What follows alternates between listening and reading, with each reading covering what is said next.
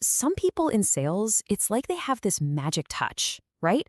They just seem to click with everyone they meet. Well, I'm going to let you in on a secret. It's not magic. It's a really powerful principle called the friendship factor. And once you get it, it can completely change how you approach every single professional relationship. So this idea was really championed by the legendary sales authority Brian Tracy. And look, this isn't about just being nice or friendly. It's way deeper than that. It's about strategic relationship engineering. The core idea is simple but profound. A transaction can only happen after a genuine connection is made. And hey, don't just take my word for it. Tracy himself said it best. This isn't just a part of the sales process. No, it's the gatekeeper to the entire thing. If you don't get this right, you're basically locked out before you even get a chance to start. All right, so here's our game plan for this explainer. First, we're going to define the core principle. Then, we'll break down its two essential pillars. After that, we'll get into a practical, step-by-step playbook you can actually use. And finally, and this is huge, we'll cover the critical mistakes that can instantly blow up all your hard work. Okay, let's dive right in. The thing is, customers today, they're smart. They've done their research, and they can smell a sales pitch from a mile away. And that's exactly why a sale can't even begin until you've built a bridge of friendship. If you lead with your product, you've already lost. So what's actually going on in our brains here? Well, it's driven by a powerful cognitive bias known as the halo effect.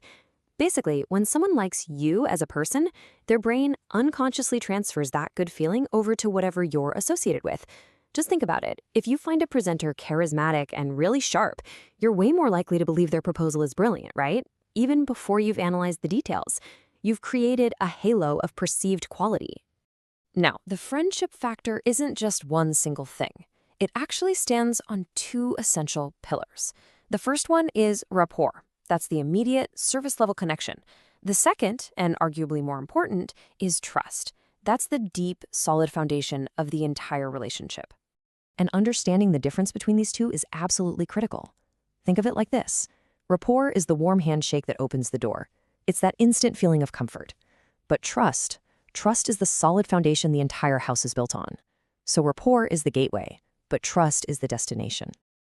Building that initial rapport isn't magic. It's a science, and it's based on a few key psychological triggers. First, there's the similarity bias. We are hardwired to like people who are like us. It's that simple. Second, self-esteem symmetry. Genuine self-confidence is just attractive, and it makes other people feel more comfortable. And finally, the suggestive environment. Trust me, everything counts. Every small detail projects a message of professionalism and success, which subconsciously lowers the other person's resistance. Okay, now let's build on that foundation and move to the second, more critical pillar, trust. And you really can't talk about trust without mentioning the great Stephen Covey. He said that trust isn't just a component of a relationship, it's the very glue of life that holds it all together. And trust doesn't just happen by accident. It's carefully constructed with these three key elements. Credibility comes from being brutally honest. Never, ever promise what you can't deliver. Consistency means you're reliable, you're predictable, and that creates a feeling of safety. And transparency, being open, even about flaws, is an incredibly powerful tool that just disarms skepticism and turns a prospect into a partner. Now, take a second to look at this matrix because it's really the central blueprint for everything we've talked about. It brilliantly shows the difference between rapport and trust. For rapport, the goal is a comfortable connection, measured by engagement. For trust, the goal is long-term commitment, measured by credibility and referrals. The tactics and the psychology are totally different, but you absolutely need both. Okay, enough theory. Let's get practical. This is your step-by-step playbook to stop being a seller and start becoming what we call a trusted advisor. That is the ultimate goal of the friendship factor. So, the crucial point here is this massive mindset shift. You're no longer there to sell something. You're there as an expert to help solve a problem. Your tools aren't features and benefits. Your tools are questions and intense listening. Your focus has to be 100% on their world, not yours.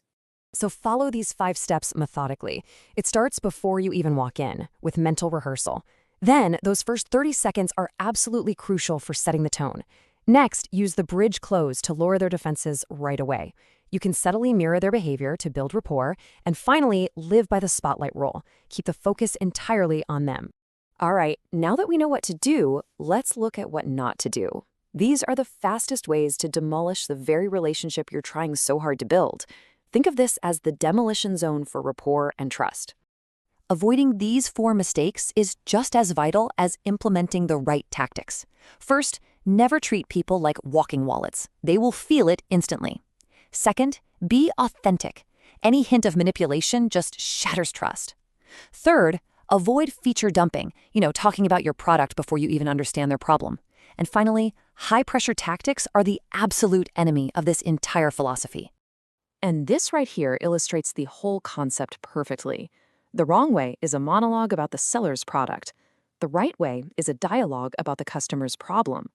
One approach treats them like a target, the other like a partner. It's a night and day difference.